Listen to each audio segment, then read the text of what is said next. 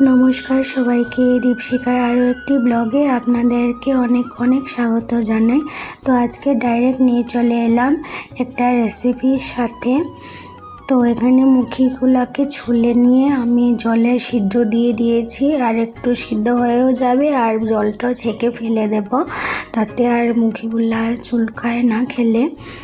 তো এখানে আমি শুটকি মাছগুলাও একটু গরম জলে ভিজিয়ে রেখেছি, যাতে একটু ওর গন্ধটা একটু কম হয় বা ময়লাগুলো যা আছে বেরিয়ে চলে যাবে।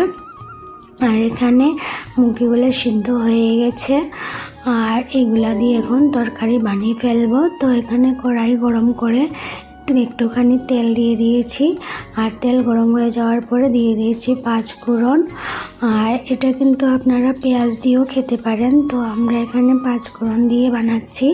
আর এর সাথে এখন দিয়ে দেব মুখিগুলা সেদ্ধ করে যে আগে রেখেছিলাম, সেই মুখিগুলা দিয়ে দেব। তো সাথে মুখের সাথে এই যে শুটকি মাছগুলো ছিল ওইগুলাও দিয়ে ভালো করে পরিষ্কার করে দিয়ে দেবো একসাথে দিলেও নাড়িয়ে নেব।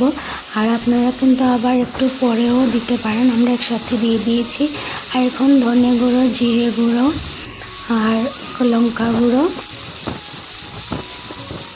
আপনারা যতটুকু ঝালের পরিমাণ বুঝে দিয়ে দেবেন।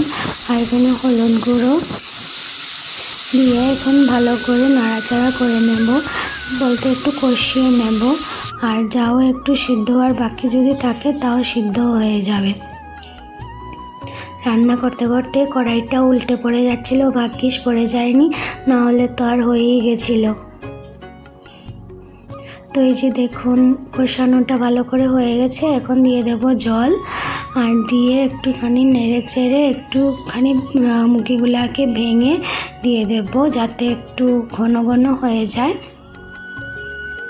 তো আগে তো লবণ দেওয়া হয়নি, লবণটা দিতে ভুলে গেছিলাম, তো এখন দিয়ে দেব। আবার কিন্তু কেউ আছে দেখলাম যে পরেও দেয়, তো আমরা এখানে এখনই ঝোল দিয়ে দিচ্ছি, কারণ প্রথমে ভুলে গেছিলাম দিতে।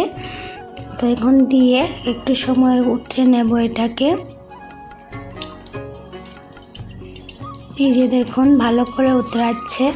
আর আজকে কিন্তু বাইরে রৌদ্র উঠেছে একটু, তো অনেক দিন তো বৃষ্টি ছিল, আজকে রৌদ্র উঠেছে। আর এই যে তরকারিটা হয়ে গেছে, এখন নামিয়ে নেব।